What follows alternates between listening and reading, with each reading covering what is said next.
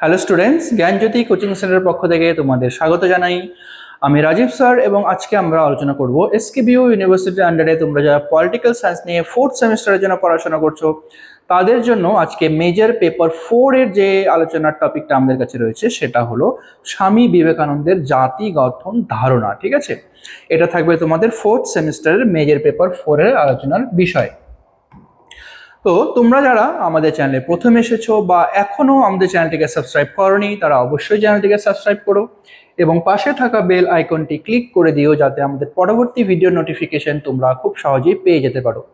এছাড়া তোমরা যারা অনলাইনে আমাদের সাথে যুক্ত হতে চাও এবং আমাদের থেকে কোর্স পারচেস করতে চাও তারা অবশ্যই স্ক্রিনে যে দুটো ফোন নাম্বার দেখতে পাচ্ছ এই দুটো নাম্বারে আমাদের সাথে সরাসরি যোগাযোগ করে নিতে পারবে।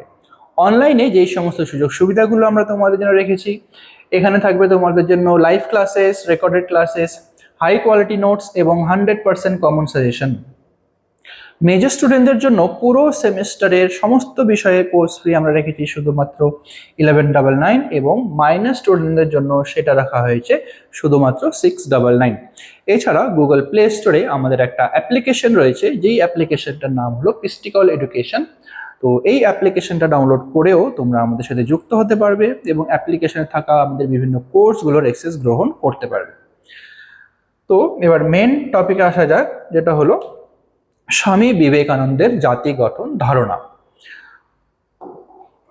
তো স্বামী বিবেকানন্দের জাতি গঠনের মূল ভিত্তি ছিল আধ্যাত্মিকতা, আত্মবিশ্বাস এবং নিঃস্বার্থ সেবা। ঠিক আছে, নিঃস্বার্থ হিসেবে মানুষের সেবা করাই তার প্রধান যে জাতিগত ধারণার মূল ভিত্তি এটা ছিল। তো প্রধান যে দিক যেটা হলো মানুষ গড়ার শিক্ষা, তার প্রথম যে ধারণাটা ছিল সেটা হচ্ছে মানুষ গড়ার শিক্ষা। কি এটা দেখো, বিবেকানন্দ বিশ্বাস করতেন যে একটি জাতি শক্তিশালী জাতি গঠনের জন্য আগে মানুষ গঠন করা প্রয়োজন। ঠিক আছে, একটি শক্তিশালী জাতি গঠন করার আগে আগে মানুষকে সঠিকভাবে গঠন করতে হবে। তো এটা তার মতে শিক্ষা কেবল তথ্য সংগ্রহ নয়, আমরা যে শিক্ষা গ্রহণ করি এটা শিক্ষা গ্রহণের মেন মোটিভটা শুধুমাত্র তথ্য সংগ্রহ করা নয়, বরং চরিত্র গঠন এবং মানসিক শক্তির বিকাশ এটা আমাদের গঠনে সাহায্য করে। ঠিক আছে, আমাদের চরিত্র গঠনের এবং আমাদের যে মানসিক শক্তির যে বিকাশ এই শিক্ষা সংগ্রহের মাধ্যমে কিন্তু এটা ধীরে ধীরে গঠিত হয়। তো মানুষ সৃষ্টি মানে হচ্ছে শুধুমাত্র পুঁথিগত শিক্ষা অর্জন করা নয়, সেক্ষেত্রে আমাদের চরিত্র সঠিক গঠন এবং যেটা মানসিক শক্তি, এই মানসিক শক্তির বিকাশও কিন্তু সাহায্য করে, বা এটাই ছিল মূল কথা। দ্বিতীয় নম্বরে রয়েছে আধ্যাত্মিক ভিত্তি। তিনি মনে করতেন যে প্রতিটি জাতির একটি নির্দিষ্ট প্রাণ শক্তি থাকে। ভারতের ক্ষেত্রে সেই শক্তি হলো ধর্ম এবং আধ্যাত্মিকতা। ঠিক আছে, ভারত, তো এই যে প্রাণ শক্তি যেটাকে বলা হয়েছে, তো ভারতের ক্ষেত্রে সেটা ছিল হলো ধর্ম বা আধ্যাত্মিকতা। তবে তার ধর্ম ছিল কর্মযোগের ধর্ম, যা মানুষকে দুর্বলতা ত্যাগ করে সাহসী হতে শেখায়।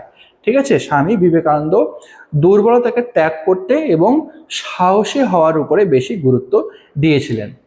তৃতীয় নম্বরে হলো নিঃস্বার্থভাবে সেবা করা। ঠিক আছে, জীবে প্রেম করে যেই জন সেই জন সেবী সে ঈশ্বর, এই লাইনটা আশা করি তোমরা সকলেই জানো।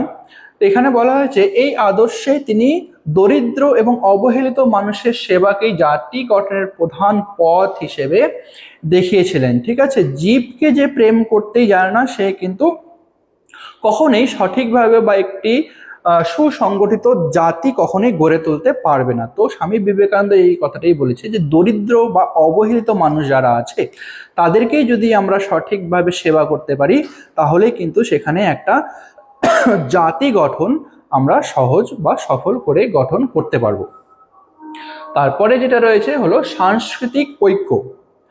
তিনি ভারতের বৈচিত্র্যের মধ্যে ঐক্যের কথা বলেছেন। ভারতের বৈচিত্র্য মানে ভারতে কোনো শুধুমাত্র একটি কোনো জাতি কিন্তু বা ধর্ম নিয়ে কিন্তু মানুষ বসবাস করে না। ভারতবর্ষে এমন একটা দেশ যেখানে বিভিন্ন ভাষা, বিভিন্ন ধর্মের, বিভিন্ন জাতের মানুষ একসাথে বসবাস করে।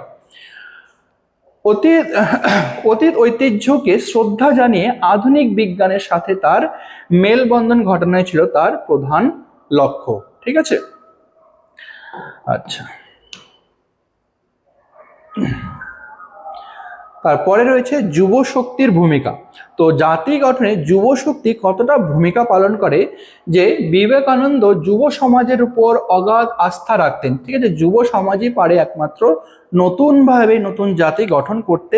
ঠিক আছে, তিনি চাইতেন যে যুবকরা লোহার পেশি এবং ইস্পাতের স্নায়ু হিসেবে দেশের কল্যাণে আত্মনিয়োগ করুক। ঠিক আছে, দেশের কল্যাণের জন্য লোহার মতো শক্ত হয়ে এবং ইস্পাতের স্নায়ু হিসেবে দেশকে যেন আরো এগিয়ে নিয়ে যায় এবং সঠিকভাবে বা একটা সুসংগঠিত জাতি গড়ে তুলতে সক্ষম হয়। তো এটাই ছিল আজকে তোমাদের আলোচনার বিষয়। ভিডিওটি যদি ভালো লেগে থাকে তাহলে অবশ্যই লাইক আর কমেন্ট করো। দেখা হবে পরবর্তী ভিডিওতে নতুন কোনো টপিক নিয়ে। ততক্ষণ পর্যন্ত ভালো থেকো, সুস্থ থেকো।